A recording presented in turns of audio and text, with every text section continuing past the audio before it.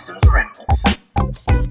Hey YouTube, Gotchard Rider here. Welcome to this week's preview clip breakdown. There's going to be some interesting stuff happening in both series, so I figured I'd cover both of them. Starting off with BoonBooger 9, this week's episode was kind of a part 1, so this definitely looks to be finishing off the arc. As I had mentioned in this week's preview, it looks like we're going to have Taya out of commission, at least for a couple scenes, as we see the 4 Rangers, as well as various combinations of the Rangers fighting off against Mad Rex on their own. I'm going to presume that it's like when Red's healing and all that stuff. It also showcases that it will be the debut for the Night combo, which looks really cool. Probably my favorite combo still. We'll kind of see once it's in action, but we see lots of different shots of that. Lots of different shots of the team struggling against Mad Rex. We then see the Inspector Lady speaking with the team in a very serious manner. I'm not sure what exactly it's about. I think she says the name BoonBoomgers at one point. I'm curious to see if it's maybe her trying to take control of the BoonBoomgers while Taya's out of commission, or maybe like learning that Taya did this all because of this race. She's trying to be like, well, you need a more serious commander, or like, I'm gonna have to shut you down type of situation. I don't know. Probably the most interesting set of scenes for me is this bit where we see Taya, which initially I thought he was on a different planet because I saw like they showed space and then they showed this kind of destroyed ground, and I thought it was meant to be like, oh, he's on an alien planet where he discovered Boombot, but it actually looks like where he landed, Bumblebee style. It's like a robot, super advanced robot. It's probably Japanese. I mean, it is. I'm really looking forward to that. We got some answers this last week about why the BoonBoomgers were formed, but it seems like this week we might get more answers about how they formed this collaboration and maybe what Boombot's motivations are in all this.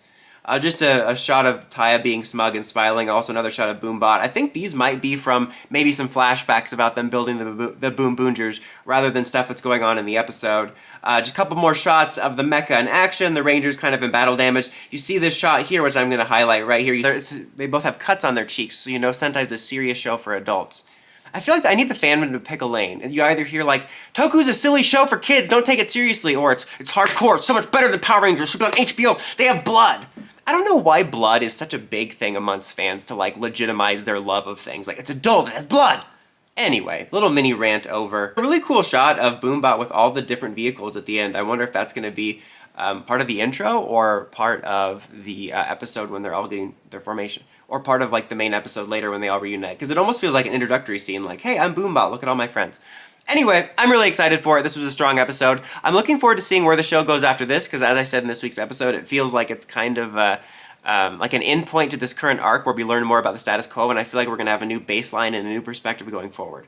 Now for Gotchard, this next coming week, we're actually finally getting into some more exciting stuff. This last week's episode, we actually had some stuff happening, and in this week's episode, we're getting the return of Legend, and it leaves me with these mixed feelings. I mean, first of all, we have these 3 new mysterious characters. I feel like I'm supposed to recognize either because I've met them before in the show or they're actors I'm supposed to recognize, but I don't recognize them at all. I thought I was seeing a Don Brothers preview for a second, but you see all these civilians running from them. They're like, oh my god, I don't know if I recognize them either. But they all transform into past Dark Legend Riders, Kamen Rider Eternal, Kamen Rider Dark Kiva, and then I forget the names, but one of the staff writers for Geats, they all had different names, Glaze or Gaze or Glazed Donut, but they're all there. We see Gotchard fighting them, fighting Eternal. We see him, or not him, excuse me. We see the other riders being attacked by glazed donut holes, aka his balls, aka those little floating things that happen. But then fighting against those Dark Riders very much reminds me of the arc in Decade where they went to the Dark Rider world. Looks like Hotaro getting his ass handed to him again. Surprise, surprise. No surprises there, seriously. Legend making his grand entrance, transforming, not just transforming, but transforming into his uber cool new power-up form, which I did a video on before when we got a poster for it. I really like it. I'm not the biggest fan of those ugly, like, collage forms we get. I've never been a huge fan of Decade Complete or DN Complete or the new form Decade got in the Geo movie that I've never seen. I find them to be ugly, but I think this one just integrates everything more. I think it would be 1000% better without the cards being glued on there and just work from there, but it's one of the ones that I think actually makes it seem more balanced and cool. And I have such mixed thoughts seeing this, because on one hand, it just triggers all the stuff I hate about Toku for the last decade. It's just needless crossover, needless fighting, shallow stuff, just But Gotchard's just been so there's like at least something is kind of happening. And I did like Legend as a character. I actually think he would have been a really interesting main protagonist for a series.